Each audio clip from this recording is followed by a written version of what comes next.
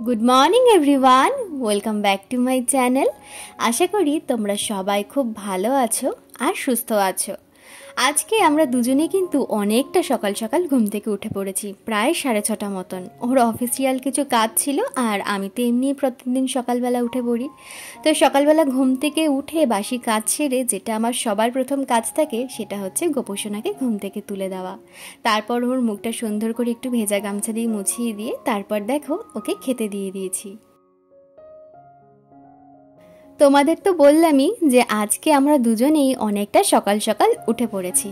ওদিকে ও অফিসের কাজবাজ নিয়ে বসে পড়েছে, আর আমাকে বলল 2 কাপ চা করো। অনেক দিন দুজনের একসাথে বসে চা খাওয়া হয় না। আমিও 2 কাপ চা বানিয়ে ফেললাম। আর তোমরা তো জানোই যে চা আমি খুব একটা খেতে পছন্দ করি না, ওই মাঝে মধ্যে একটু আধটু খাই, আর বেশিরভাগ সময়টাই চায়ে বিস্কিট ডুবিয়ে খাই। তাই আজকেও নিয়ে বসে পড়লাম একসাথে 2 কাপ চা। চা খেয়ে ও অফিসের একটুখানি কাজ করে চলে গেছে এখন স্নান করতে। আর আমি ভাবলাম এখন যদি ব্রেকফাস্টটা না বানাই তাহলে কিন্তু অনেকটাই দেরি হয়ে যাবে। তা আমিও চলে আসলাম এখন রান্নাঘরে। তো বরাবরের মতন প্রত্যেক দিন সকালে আমি জিজ্ঞাসা করি যে আজকে ব্রেকফাস্টে কি বানাবো। তো বলল আজকে একটু চিনির পরোটা বানাও। অনেক দিন হয়ে গেছে চিনির পরোটা খাওয়া হয় না। আর তোমরা তো জানোই যে এটা আমার শাশুড়ি মায়ের কাছ থেকে শেখা, ভীষণ ভালো লাগে কিন্তু গরম গরম খেতে। আমি আসার আগে ওর কিন্তু সেরকমভাবে খুব একটা খাওয়ার মনের মতন হতো না। আসলে 5 জন এক জায়গায় থাকলে 5 জনের মতন করেই চলতে হয়। তবে যেই দিন থেকে আমি এখানে এসেছি সেই দিন থেকে মোটামুটি যেই খাবারগুলো ও বহু বছর হয়ে গেছে খায় না, সেই খাবারগুলো খাওয়ার একটু আধটু আবদার জানায়। আর আমারও বেশ ভালো লাগে ওর মন পছন্দ মতন খাবার বানিয়ে খেতে দিতে। তো যাই হোক, এখানে দেখো চিনির পরোটাটা তো পুর হিসেবে চিনি ঢুকিয়ে দিলাম, তারপর এখন বেলে নিচ্ছি। আর এরপর একটু গরম তেলে ভালো করে ভেজে নেব, তাহলেই রেডি হয়ে যাবে চিনির পরোটা। আর সাথে চাইলো 1 কাপ আরও একবার চা, তাই চিনির পরোটা সাথে 1 কাপ চা দিয়ে দিলাম ওকে ব্রেকফাস্টে।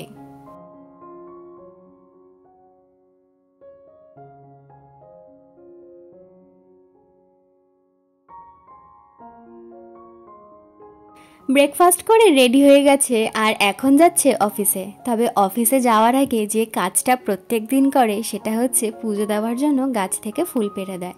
মাঝে মাঝে আমিও পারি, মাঝে মাঝে ও পেড়ে দেয়। তবে আজকে বারণ করেছিলাম যে আমি একটু পরেই দোকানে যাব, গাছ থেকে ফুলটা আমিই ছিঁড়ে নিচ্ছি। তো ও বলল তোমার অনেকটাই তাড়াহুড়োর মধ্যে সকালের কাজকর্মগুলো করতে হয়, একটা কাজ আমি এগিয়ে দিয়ে গেলাম। এই কাছের মানুষের থেকে একটু ভালোবাসা আর যত্ন পেলে আমাদের মেয়েদের মনে হয় না আর কিছু লাগে। তো যাই হোক, আজকে গাছে অনেকটাই কম ফুল ছিল, সেই কয়েকটা ফুলই আমাকে পেরে দিয়ে চলে যাচ্ছে মেসে। তোমাদের তো বলেছিলাম যে 2 রকমের মাছ আনা হয়েছিল, গতকালকে চিংড়ি মাছটা খাওয়া হয়ে গেছে, আর আজকে রয়েছে মোরলা মাছটা। সেই মোরলা মাছটা আজকে বললো পুরোটাই একেবারে করে ফেলতে। আমাকে মাছ দিয়ে চলে যাচ্ছে অফিসে। বাজে এখন 9:20 মতন, আর এখনো কিন্তু কোনো কাজ বাজে হাত দেওয়া হয়নি। দেখতেই পেলে ও অফিসের জন্য চলে গেল। আর 9:20 বাজলেও গরম প্রচন্ড লাগছে, মানে প্রচন্ড। সকাল থেকে সেরকম কোনো কাজই করিনি এতক্ষণ। ও চলে গেল 9:10-এ, আমি 5 মিনিট বসে একটু হাওয়া খেয়ে নিলাম, এত গরম লাগছে। তো এখনো আজকে থেকে তাই ঠিক করলাম যে কালকে আরেকটু তাড়াতাড়ি উঠবো। এই কয়েকটা দিন একটু ডিলে হয়ে গেল। আগের যেরকম করতাম সকালবেলা একদম ঘর ঝাড় দিয়ে ঘর মুছে গুছিয়ে স্নান করে পুজো দিয়ে নিতাম, সেরকমটাই করব। তাহলে আর বেলায় আমাকে এই কাজগুলো করতে হবে না, গরমের মধ্যে খুব কষ্ট হয়। তো এই হচ্ছে ব্যাপার। আর তো দেখতেই পেলে মোরলা মাছটা এনে দিয়ে গেছে, বললো আজকে পুরোটা করে ফেলো, অনেকটা মাছ আছে। তো যাই হোক, দুবেলার আন্দাজেই করে ফেলবো। তো ওকে জিজ্ঞাসা করলাম তুমি কোন রকম আর কি খাবে, সর্ষে বাটা দিয়েও একটা হয় বাটি চচ্চড়ি, আর একটা তো একটু নর্মাল কষা কষা করে করা হয় আর কি, মানে আগের দিন যেরকম আমি করেছিলাম, কষা না ঠিক, একটু ঝোল পাতলা করে। তো বলো একটু সর্ষে বাটা দিয়ে করো, তো ও একটু সর্ষে বাটা দিয়ে খেতে ভালোবাসে, তো ওটাই এখন করবো। ফার্স্টে চলো আগে সেলফটা একটু পরিষ্কার করে নিই, করে নিয়ে ভাতটা বসিয়ে দিই, তারপরে আর কি ঘরের অন্যান্য কাজকর্মগুলো করব। তো চলো ভিডিওটা স্কিপ না করে কন্টিনিউ দেখতে থাকো। সকালবেলা তাড়াতাড়ি উঠলে এই ঘরের কয়েকটা এক্সট্রা কাজ কিন্তু করা যায়, আর নয়তো অপেক্ষা করে থাকতে হয় সেই রবিবার দিনের জন্য। আর রবিবার দিনকে এত কাজের চাপ থাকে, সব কিছু মিলিয়ে একটা হুড়োহুড়ি পেকে যায়। রান্না করা, ঘর গোছানো, জামা কাপড় কাচা, তারপর থেকে এক্সট্রা আরও অনেক কাজ রয়েছে। কিন্তু ভাবি সকালবেলা উঠবো, কিন্তু এটা আমাদের দুজনেরই একটা বদ অভ্যেস। সকাল সকাল আমরা দুজনের কেউই কিন্তু উঠতে পারি না। তবে হ্যাঁ, চাপে পড়লে কি মানুষ কি না কি পারে, এটা তো একদমই সম্ভব। তবে বিয়ের আগে বাবা মায়ের কাছে এই ঘুম থেকে ওঠা নিয়ে কিন্তু খুব বকুনি খেতে হতো। তারপর বিয়ের পর শাশুড়ি মা কিন্তু সকালবেলা ঘুম থেকে ডাকতো না। যদিও কোনো দিনও সকাল সকাল ঘুম থেকে উঠে যেতাম, ভাবতো হয়তো আমার শরীর খারাপ। আবার বলতো এখন তোর কোনো কাজ নেই, তুই গিয়ে শুয়ে পড়। এরকম শ্বশুরবাড়ি সত্যি কজন পায়। তারপর এখানে আসলাম, এখানে এসে তো আমাকে সকাল সকাল উঠতেই হবে, কারণ বরের ব্রেকফাস্ট যে করে দিতে হবে। তারপর এখানে আসার পর একটু অভ্যাস হয়েছে, তাও 6:30 পৌনে 7টার আগে ঘুম থেকে কিন্তু উঠতে পারি না। ঘুম থেকে উঠে হেলে দুলে তারপর একটু এক্সারসাইজ করতে হয়, তারপর সংসারের কাজকর্মের দিকে হাত বাড়াই। আর আমি এটা দেখেছি, সকাল সকাল যদি একটু এক্সারসাইজ করি না, সারাদিনটা একটু অন্যরকমভাবেই কাটে। আর সারাদিনের মাঝখানে নিজেকে একটু সময় দেওয়াটা ভীষণ দরকার। সংসারের জন্য তো প্রত্যেক দিনই করতে হবে, তবে তার মাঝখানেও নিজের জন্য সময় বের করাটা খুব দরকার। এই সকালবেলা মিস্টার চক্রবর্তীও অফিসের জন্য বেরিয়ে গেলে আমিও আধ ঘন্টা নিজের জন্য সময় রাখি। সকাল সকাল ঘুম থেকে উঠে তো একদম সময় হয় না, এই আধ ঘন্টা সময় নিজের জন্য ভীষণ দরকার। সোশ্যাল মিডিয়া একটু ঘাটাঘাটি করা, তারপর বাড়িতে ফোন করা, একটু প্যাম্পুর সাথে কথা বলা, এগুলো করতে করতেই আধ ঘন্টা কিন্তু কেটে যায়। তারপর আসি রান্নাঘরের দিকটায়। আজকেও কিন্তু ব্যতিক্রম হয়নি, চলে এসেছি রান্নাঘরে। দেখতেই পেলে সবার প্রথমে ভাতটা কিন্তু আমি বসিয়ে দিয়েছি। তারপর ও যে মাছের বাটিটা এনে দিয়েছিল, খুলে দেখলাম পুরো বরফ হয়ে গেছে মাছগুলো। তাই মাছের বাটিতে একটু জল ঢেলে রেখে দিলাম কিছুক্ষণের জন্য। আর এর মধ্যে আমি সবজিগুলো কেটে নিচ্ছি, আজকে যা যা রান্না করব। তবে আজকে রান্নার শুরুতেই তো তোমাদেরকে বললাম যে আজকে মৌরলা মাছের বাটি চচ্চড়ি করব। আর তার সাথে করব সিম বাটা। এটা খেতে কিন্তু ও ভীষণ ভালোবাসে। সবার প্রথমে সিমের আঁশগুলো ভালো করে ছাড়িয়ে নিলাম, তারপর মাঝখান থেকে সিমগুলোকে অর্ধেক করে নেব। এই সিম বাটা কিন্তু শীতকালে গরম গরম ভাতের সাথে খেতে ভীষণ ভালো লাগে। তবে ও গরম শীত গ্রীষ্ম যাই বলো না কেন, বাটা খেতে ভীষণ ভালোবাসে, তাই আমাদের 12 মাসই এই কিন্তু বাটা হতেই থাকে। তো এই সিমগুলোকে দেখো ভালো করে মাঝখান থেকে ধুয়ে অর্ধেক করে নিয়েছি। আর তার সাথে লাগবে একটু ধনেপাতা। ধনেপাতাটা দিলে ফ্লেভারটা কিন্তু ভীষণ ভালো আসে, আর তার সাথে সিম বাটার পরিমাণটাও একটু বেশ ভালোই হয়।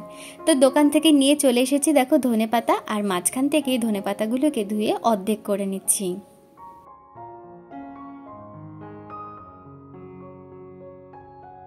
কাটা হয়ে গেছে আমার ধনেপাতাগুলো। এবার মিক্সার জারের মধ্যে ধনেপাতাগুলো দিয়ে দিচ্ছি।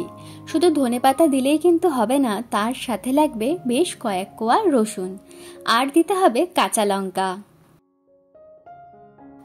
তবে সিম বাটা করবার আগে কিন্তু সিমগুলোকে ভালো করে ধুয়ে নিতে হবে।